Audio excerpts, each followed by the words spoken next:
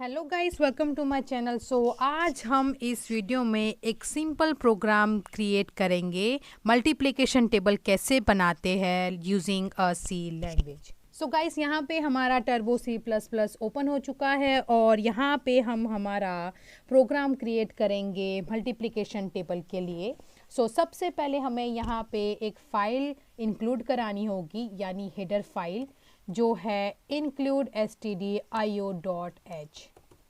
यहाँ पे अब हमारा जो सेकंड स्टेटमेंट आएगा वो होगा हमारे मेन फंक्शन के लिए। और याद रखिएगा इस मुझे कोई भी वैल्यू रिटर्न नहीं करवानी है अपने मेन फंक्शन के लिए, इसलिए यहाँ पे मैं उसका डेटा टाइप दे रही हूँ void। और यहाँ पे हमारा मेन फंक्शन क्रिएट हो चुका है और हमारे मेन फंक्शन के बॉडी पार्ट में हमारा कोड क्रिएट करेंगे मल्टीप्लिकेशन टेबल के लिए।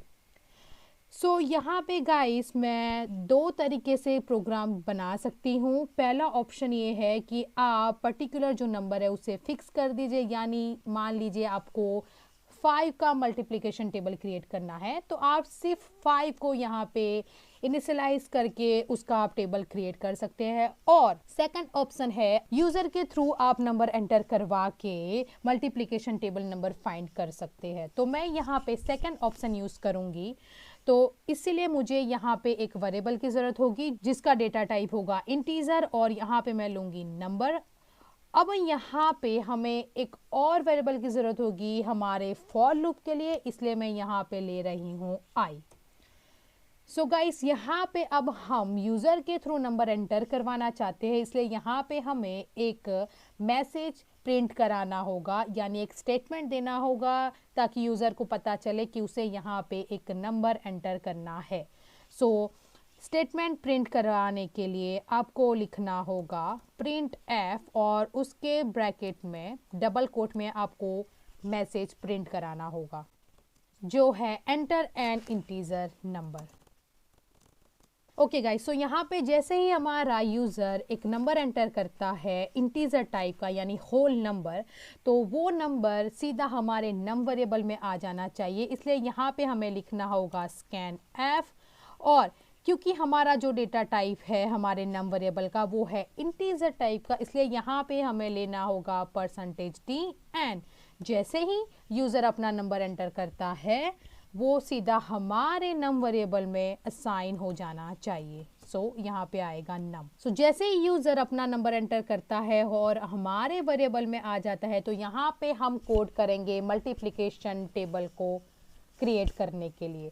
तो यहाँ पे मैं एक और स्टेटमेंट दे रही हूँ गाइस, जस्ट यहाँ पे हमारे आउटपुट स्क्रीन में हमारा आउटपुट थोड़ा सा अच्छा दिखे, थोड़ी सी स्पेस हो, उसके बाद हमारा जो मल्टीप्लिकेशन टेबल है वो क्रिएट हो। इसलिए यहाँ पे मैं 3 बार /n दे रही हूँ ताकि हमारा जो आउटपुट हो वो 3 लाइन्स के बाद से स्टार्ट हो। अब यहाँ पे हमें फॉर लूप लेना होगा मल्टीप्लिकेशन टेबल को क्रिएट करने के लिए। तो यहाँ पे i को हमें स्टार्ट करना होगा 1 से और कहाँ तक चलाना होगा, i < 10, बिकॉज हमारा जो मल्टीप्लिकेशन टेबल है वो 1 से लेके 10 तक होता है। तो हमारा जो i है वो वर्क करेगा 1 to 10 से काउंट करने के लिए। फॉर एन एग्जाम्पल, अगर हमारा यूज़र 5 नंबर एंटर करता है तो यहाँ पे 5 का मल्टीप्लिकेशन टेबल क्रिएट हो जाना चाहिए। 1 by 1 इंक्रीज होना चाहिए, इसलिए यहाँ पे i++।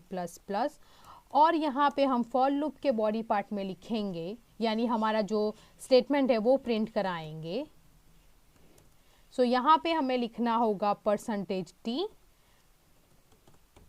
मल्टीप्लाई यानी multiplication symbol and then again %d is equal to %d, यानी ये जो %d होगा वो हमारा आंसर होगा। और यहाँ पे मैं /n ले रही हूँ ताकि मान लीजिए हमने डाला 5, 5 into 1 is equal to 5 and then again आएगा 5 into 2 इज इक्वल टू 10।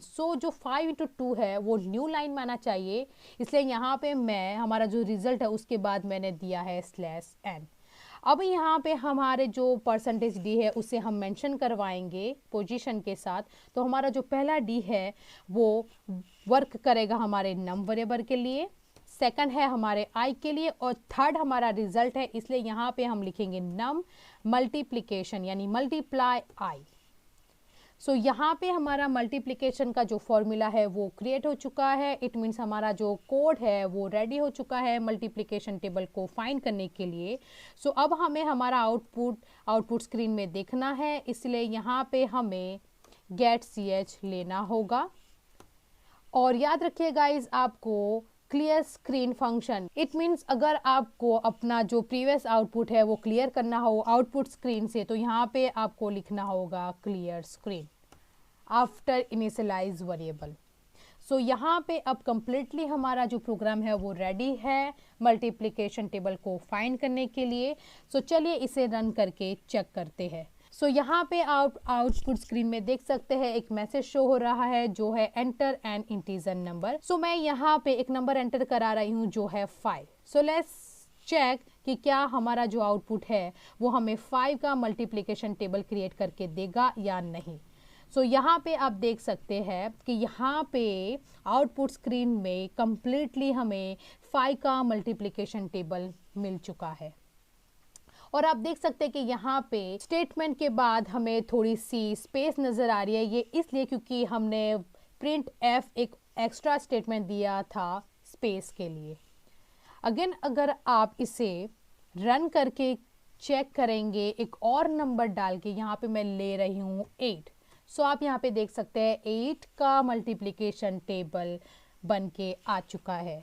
सो इस तरह से हम मल्टीप्लिकेशन टेबल क्रिएट कर सकते हैं किसी भी नंबर का। सो आई होप आपको ये जो कोड है वो समझ आया होगा, आपको ये जो प्रोग्राम है वो पसंद आया होगा।